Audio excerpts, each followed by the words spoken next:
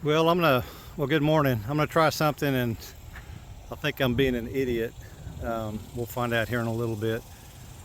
So I'm over here on my diagonal flow where water's trickling out from the neighbor's property over here, which is coming down this big hill. It's been flowing since Mother's Day, and I think we're at June 20th now, and it's still flowing. If you look down here, I've got definitely got a creek flow. This is a new record because I've never had nothing like this past Father's Day, which was a weekend or two ago. Anyway, back to the point here. So I'm gonna do a little test. So the water's flowing into a pond over here, which flows into this little pocket pond here. I cut this little rough overflow and dug out this little bitty pocket pond, and it continues on down their way. But we're on the verge of the surface flow going away, but it'll continue to flow underground until all these things are empty. So what I want to do is something I talked about. I'm going to dig a keyed dam here, and by keyed dam, it's not really going to be a dam. I'm going to do it at ground level. I'm going to dig a big horseshoe trench here around here because I need that soil, and we're going to turn around over here and I'm going to continue to add soil to the back of Big Timmy. So that soil is going to be removed, which is going to be black dirt, and what I'm going to replace it with is this pile over here, which is the clay that came out of Big Timmy. So I'm going to dig the trench. I should have water. We'll take pictures. Should be exciting. Should have water when I dig the hole, but at some point when I bring up a bucket load, I'm going to see dry dirt underneath it. That means that water table or that water flow hadn't gotten to that point, and it'll be in a clay layer. And as soon as I see that dry layer, that tells me that's going to show me the clay layer that all this water is flowing underground over. So once I get to that point, I'm going to put the clay in, pack it down, and I'm going to dam up underground a big horseshoe here. That underground water is going to stay here longer because it's trapped behind that underground dam wall. And from there, it's either going to exit to the left, exit to the right, or exit over the clay I put in. And I'm not talking about putting the clay all the way to the surface. I'm going to leave it probably a foot below grade. And anyway, enough talking about it. If you understand what I'm talking about, enough talking. Let's start this thing up and see what kind of mess I can make. Okay, so I started getting a color change. I'm probably 5 or 6 feet deep at this point, but like I said, I scooped up a little color change where the subsurface was changing. Got some big red ants caught in here. Sorry about that, ants, but I'm seeing some seepage above that color change. So I think this is about the depth I need to go. I've only got very little bit done. Bring it back here. So that's my test hole. So I think that's about the depth I need to go, and I'm gonna make my big arch, kind of following where this skid steer is, and up and around back onto the high ground here. Anyway, that's pretty cool. Well, you can actually see it filling with water now. So we found it. We found that layer. Anyway, if I keep digging, what you run in the risk of is, okay, we found that layer where it's flowing, but if you dig deep enough and you punch through that underground clay, now you've created another different problem. Now the water is going to go down into the abyss and end up in Austin in the Edwards aquifer, which is not bad, but that's the reverse of hydrating my land. That's sending it to another city. Anyway, enough gabber. Let me keep digging. This is cool. Okay, well, I'm kind of not doing the arch I wish that I wanted in my head. I should have chalked a line or spray painted a line to follow. I started going too straight and then started to curve over here. But it's real interesting what we're looking at here, because I told y'all that this whole area was my giant underground hugel mound, and we're finally starting to see some of the results of it. I mean, I had been for years just laying branches over here, covering it with dirt. I mean, you can see the white mycelium, you can see the sticks and stuff, an occasional big rock in here. And then as we go in here, you can definitely, the closer I got this way, away from that fence over there, is a much more defined clay layer. and I'm digging pretty deep into it. I didn't need to dig that deep, But I was kind of trying to follow the same depth I started down there. But definitely much more clay here than over there. I don't know why. I don't know, I might want to, like I said, the whole purpose of this is we're going to create this dam wall here, fill this with clay, which means the water can't go past. It's forced to come up or come around, which I've already discussed that. But the more of an arch, the more I think you're going to hold that water. So I mean, I started correcting myself here, but I may end up arching over here. I'm not sure, arching this way. I could take that dirt over here, pack it in over here, and then turn it around, and that would capture all that flow. Once you see the water running here, it's running pretty good. Anyway, so this may be a longer video because I want to talk more on this one about what's happening. This is the part that really intrigues me. Sorry about all the camera stuff. So you know, these pocket ponds I built, like this one right here, so I consider them a depth gauge, and people probably get confused about what I'm talking about. So the first thing that happens, you fill it up from overflow, surface water runoff, it's overflow. But the rain stops, and then the next day it's completely gone. Okay, that means there's no underground flow. It's immediately going down to that, I'm gonna call it an underground river, and flows on out of here. But we're in a situation where this has been full for 6 weeks.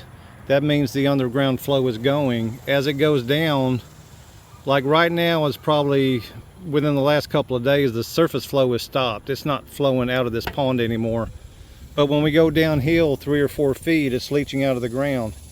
So I think that makes sense to you guys, that it's underground flow leaching out, or call it a seep or whatever you want. And as that goes down, that means that underground seep is slowing, and then when it's dried up, there is no underground seep. And I hope that makes sense to you, because we're so focused on what we see above ground.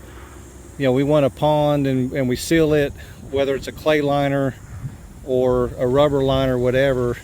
You know, that water is all you got. That's it. You know, now with this key dam, we're capturing that underground water. I mean, if you see all that water down there, all that water, when this pond evaporates, you know, keep in mind this is full of clay. All that water is underground. It's not just this little 1-inch layer of river flow. We've now created this 6-foot deep thing of water that's underground. Well, it's, you know, that pond, where let's say that's a 50-gallon pond, we're probably going to hold 1,000 gallons, 2,000 gallons. So if we lose an inch of evaporation here, all that underground water is just going to displace it, and that pond's going to stay full. And it's clean underground water filtered by the earth. I just hope all that makes sense to you. I'm not a good orator, not a good speaker, but this is a passion of mine. And you know, my path with Zach Weiss pretty much you know, create a passion that you know, made me invest 80 grand for an excavator to see what I can do to heal things around here. Oh, look at that. I'm just gonna, anyway, this is gonna be an extra rambling video, y'all bear with me, but I'm gonna keep on digging. Hey, so as I'm digging this out, I think you can see now that I've got 2 piles where I'm getting obvious clay. I'm just making a separate pile so I can use it. So this is the topsoil. It's gonna go right down over here on the dam side of Timmy and start another clay hoard here. And this clay hoard is nice. It doesn't have the big rocks in it like I've got down there. And some of this will be put back in this same hole. Well, it's starting to change a little bit. The colors are changing. I don't know if you can see it, but we're now getting to, it looks like clay the way it's slippery edge. It's looking more like plumber's putty. Now you can see how deep I went with my hugelkultur mound, or underground. I mean, hopefully you can see them sticks up there. So everything above it is stuff I put in, but directly below it, like I said, it looks like plumber's putty, but it looks slippery. Looks like clay. I mean, just interesting. And you can see it, maybe that's a better picture. You can see water and that clay trying to poke out there on the bottom there. Anyway, interesting stuff. I'm not sure how much farther I'm going to go. Let me show you the hole. whole arch at this point. So we got it here. See if I can step back a little bit. See if I can see the screen.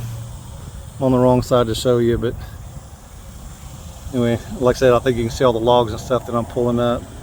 But this has been very, very interesting. Now, I know when Zach built my big pond, Zach's pond that we're calling it now, when he was trenching, he was getting the same thing here. So this is real exciting. We're kind of mimicking what he was doing, and you know, the issue is going to be when you start packing clay in here, you got to get it packed. So I remember him doing some water pumping to get water out, but when you're packing this clay in, it can't be too dry to be a powder. It won't pack together, and it can't be too wet either, because then you can't compact it. You're just going to squish around. But you know, I think we're well past the rain at this point, and unless we get a tropical storm or hurricane or something at the Texas Gulf Coast, but it may be in a week or two. This is going to go down and down, and these start going down.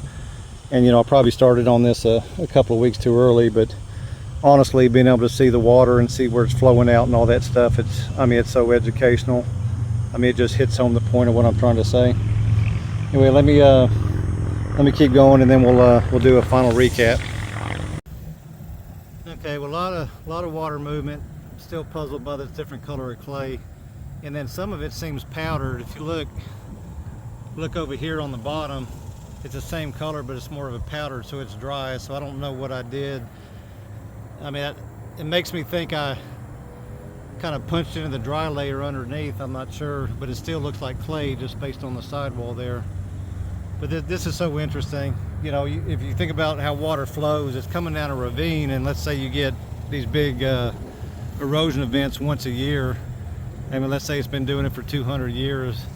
I mean, every time it's coming down, it's taking the topsoil up high, depositing it down here, and then 5 years later, maybe it's a different thing uphill depositing it. It's just very interesting.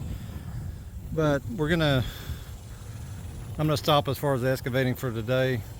I mean, a couple of things, and this is my last test probably before I go build the keyed dam pond. This is just underground keyed area, kind of giving me some experience with it and the observations and stuff. I mean, I think I already pointed out that I didn't arch this thing enough. I'm sorry about the camera. Let me get in position. I don't think I arched it good enough, which I'll know to do better next time. And I probably need to take the skid steer and, you know, just dig me a trench in the outline to give me a wider path where I don't have the loose debris that's going to fall in, because I'm going to have to get it cleaned out before I get the clay. I mean, if I got these little, I don't know if you can see those little black dirt dams, they're going to be little areas for water to travel through. But in reality, in building the pond though, you can't, you've got to have the clay on hand before. So it's probably going to be a situation where I'm going to start bowling out the whole pond area, separating the areas, separating the topsoil from the gravelly stuff from the clay. And then once you have enough of that clay, you can start doing the trench. I mean, this one's a little different because, like I said, I've got the clay hoard up there that I can use. But anyway, it's an interesting day, interesting observations. I think we're getting closer on the experience level to actually go build our own pond with a keyed dam, and that's exciting. Anyway, y'all have a great day, and we'll see you next time.